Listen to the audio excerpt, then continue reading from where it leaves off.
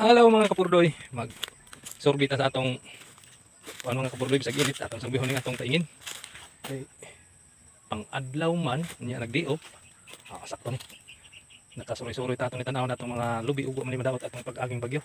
Karon para man ako duaw ni dinhi mga kapurdoy da ni katong akong isprehan ba sa una nga kuan. Mga lubi nga gagmay pa. Karon ako ning tanawon. So, uy, mura man na kuha na ako mga lubi mga kapurdoy. Kini siya, okay ra ni siya. O nalimpyo na to mga kapurdoy itong akong gi-isprehan. Pero mura og nang kuha naman nang hayang naman luuin mo kayo ni ibang hirig naman akong mga lubi mga kapurdoy. Kuning tarong para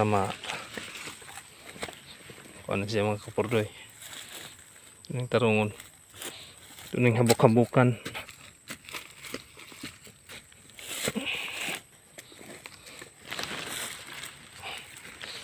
Okay, murag may barog na sad siya karon ato ning pangitaong tiyan na po do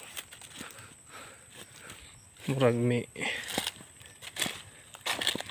naku ning kuano nun kani ning iharagid siya mga kapurdoy.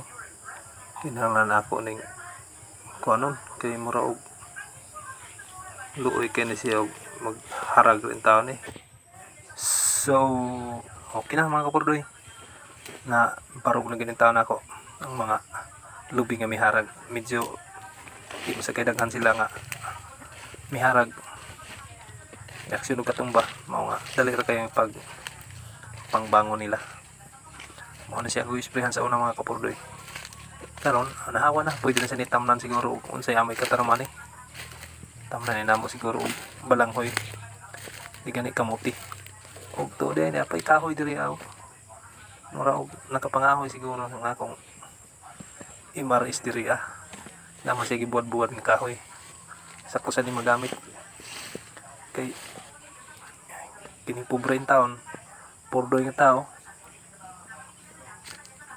di man gid makapalit niya ng mga gasol-gasol nga kana lang gyud atong kaano ng kahoy kay may lang kahoy mga kapurdoy kay maka tipid-tipid sa gasto labi na karon nga medyo tingkaltas dagko kay kaltas mao nga gamay ra sildo mo namang sideline lang gid tayo ning pananom